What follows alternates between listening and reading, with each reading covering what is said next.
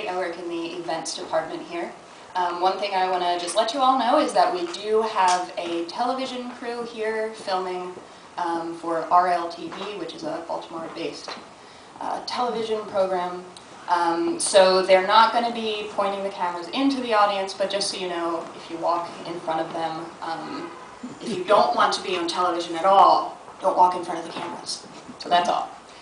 So tonight, I'm thrilled to introduce the celebrated comic artist, Aline Crumb. She's contributed to numerous comics, including Twisted Sisters and Dirty Laundry Comics, which is a comic about the Crumb family. For several years, she was editor of Weirdo, which is a leading alternative comics anthology. And this evening, she's going to talk about her recent book that she did with R. Crumb, Drawn Together, which is a collection of the work that they've done together and an account of their marriage, sex life, and more. In conversation with Aline, we have John Heneghan, who is a musician and record collector. He plays with the E Street River String Band, which Robert Crumbs also often plays with. Besides being a musician, he knows an enormous amount about comics and the Crumbs' work. So if you could all join me in welcoming Aline and John.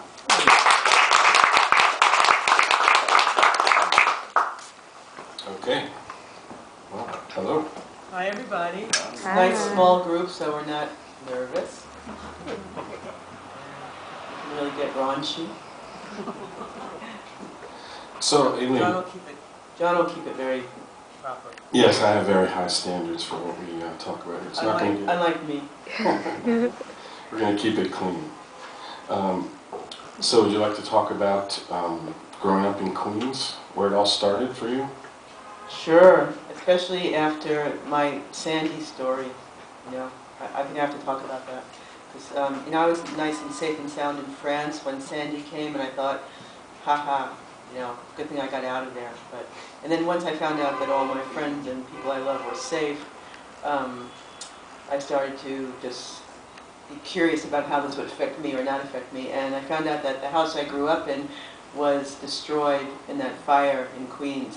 And that was the second time that house was destroyed, because the first time it was destroyed, it got hit by an airplane right after 9/11. 2 months later, a flight that was on its way to the Dominican Republic crashed into the house.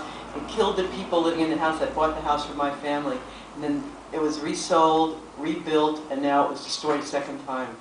So, you know, even though I don't live here and I left here over 40 years ago, I can't escape being, like, touched by this place. So, anyway, that goes back to my very early origins. But I actually grew up in the 5 towns on Long Island for my later years, which was like a prison sentence for me. You know, at age 8, I realized I was an alien, somehow dropped among these people, and the only thing that saved me was drawing and painting and reading. I totally escaped from, you know, the barbarian hordes around me. And so that's how I started drawing comics, and in a way I started not drawing comics, but writing, making notes, making humorous things, just trying to make sense out of something that was completely crazy to me.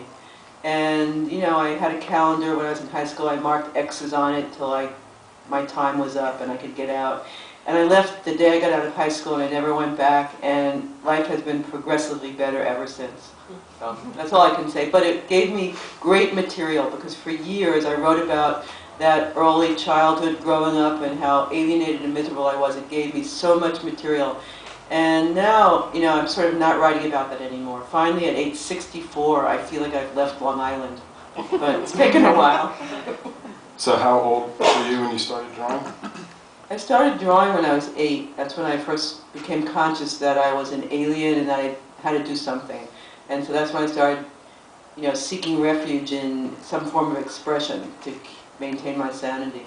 And I was a good painter at that age. I could copy famous paintings, and that really pleased my relatives. So they put me in like art school, and I would copy famous paintings, and my relatives would like throw money at me and take the paintings. And that's when I realized, hey, this is a good gig, you know. So kind of like planted the idea that maybe I should pursue this as a career. But it really was, you know, the thing that saved me. And I drew all through high school, and you know. And then I went to art school, and that kind of turned me off to doing art, because it was like, I went to Cooper Union, and it was very competitive and scary, and that kind of made me not want to be an artist. So for a while I just took drugs. But then later I eventually went back to doing art when I, you know, recovered from my major brain damage, and I went back to doing art again, so anyway. Did you read comics as a kid, or when did you get introduced to them and start being interested to draw comics?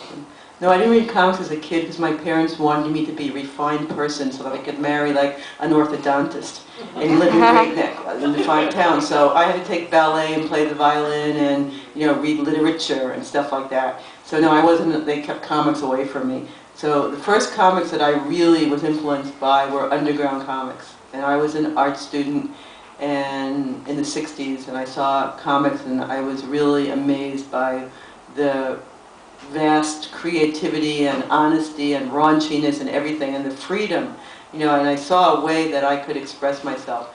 And actually the first comic that really influenced me was called Binky Brown Meets the Holy Virgin Mary by Justin Green. He was actually the first autobiographical cartoonist. People think that I was, but it was him.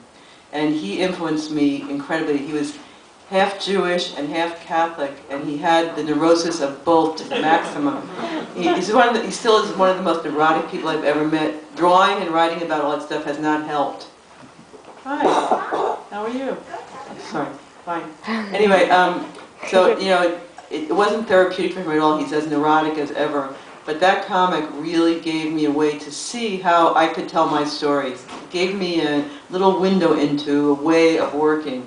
And that influenced me more than anything. And, you know, there were other great cartoonists like Robert Crumbs also, but he was such a good artist that I couldn't really relate to it. You know, it was like that was on another realm that I could never aspire to. But Justin Green's work was really crazy and eccentric, and the drawing was all scratchy and weird, and I really could relate to that. So that was the first thing that gave me inspiration.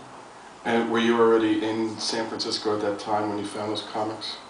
No, I was actually in Arizona, being a Jewish cowgirl and eating peyote cactus. And some cartoonists came to visit Arizona, and since my last name was Kaminsky, and my husband had drawn a character called Honey Bunch Kaminsky, they all remarked about how much I looked like this character, and I had the character's name, and they all thought I should meet Robert Crumbs, who was their friend. So anyway, I moved to San Francisco at that time and got introduced to Robert, and, you know, got involved in the whole art scene, comic scene in San Francisco. It was like 1970. What was that like? Who introduced you? How did you get involved in it? Was it a difficult thing to meet all those people and get involved in comics back then, or was it still just kind of like an underground thing? It was a total, like, sort of open, random, chaotic, hippie mess, and these women who were, like, you know, starting to become rabid feminists were trying to put together a first women's comic, and they were just looking for pages to fill up this comic because there were no women cartoonists. So anybody that could, like, you know, draw lines on a page and fill it up with anything could get in. That was the standard. You know, so they accepted me, and then we still needed more pages, so I was on the bus going over there one day, and I saw someone drawing in a sketchbook, and I looked over there, I said, "Do you want to draw comics?" And she said, "Yeah, why not?" So she came off the bus, and that was Diane Newman, who went on to do Twisted Sisters with me. So that's how it was in those days. Anybody could get published, basically, you know, and it was wide open, and, you know, anything went. And when I look back at those books now, they're really terrible, like, because there were no standards, and, you know, everyone was high, and it was like a mess, and nobody could draw. Most people didn't even know how to, like, make straight lines and draw in legible penmanship. It was like the most basic things were not there, you know. So it was pretty bad. And then, but that freedom was also a wonderful thing, and I feel I was very lucky to have started drawing in the underground like that, because you could do whatever you wanted. And, you know, we're so spoiled that now we have normal publishers, and they have lawyers and things, and they say we can't do certain things. We're, like, outraged, you know.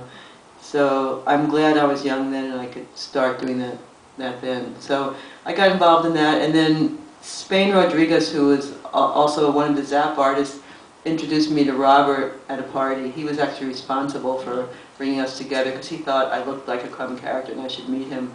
And, you know, when I met Robert, he had a wife and a girlfriend, but he still really had the hots for me too. So, you know, that was this 1970, and you know, the rules were different, and it was really crazy, and we lived through a lot of chaos together in those days. But it was fun. Were you long divorced from your first husband at that time?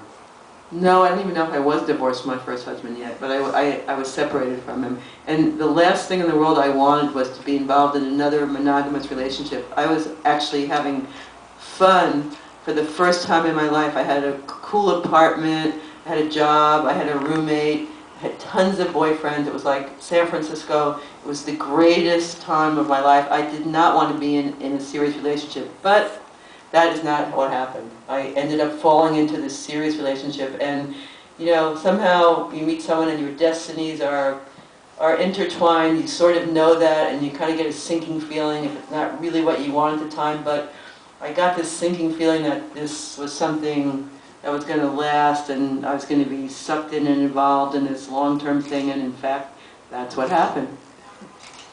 So